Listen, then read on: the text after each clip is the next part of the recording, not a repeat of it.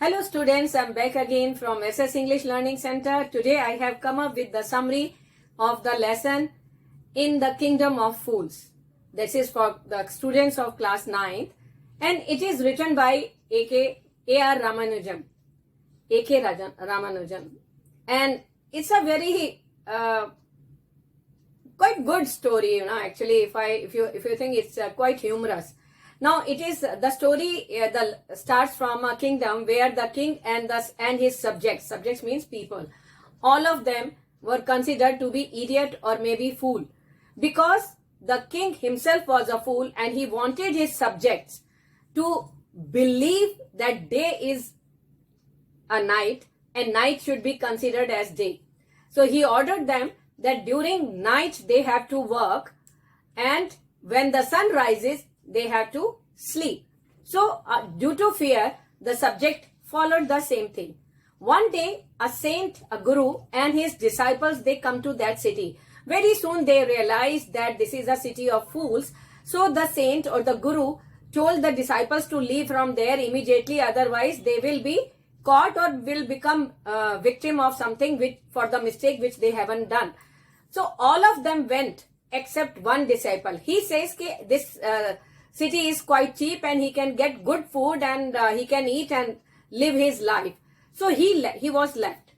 One day what happened, a thief entered in the house of a merchant, stole the things, and when he was coming out of the hole from the wall, the old wall, it fell down and the thief died. Then the brother of the thief, he blamed the merchant for his death and he wanted justice to be done. So he went to the king.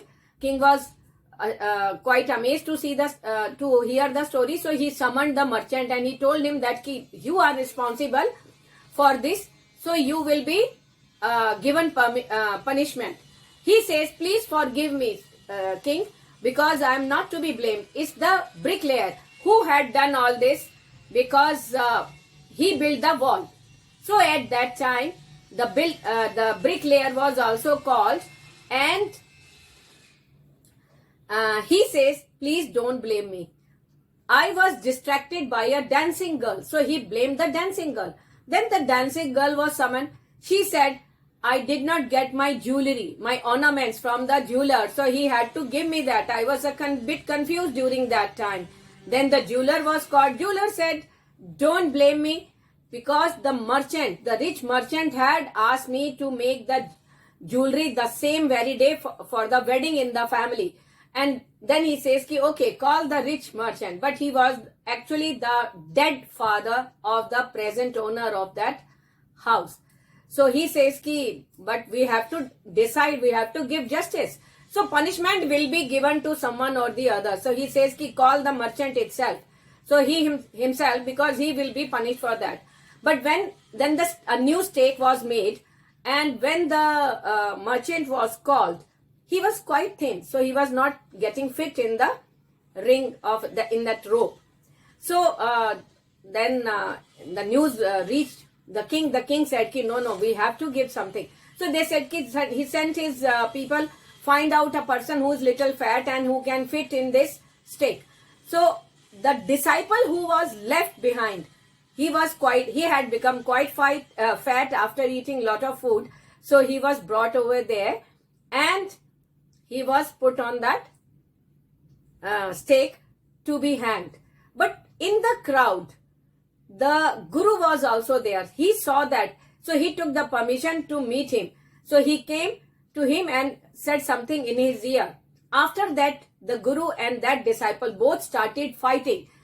The king and the minister were shocked to see why they are fighting. They wanted to know the reason.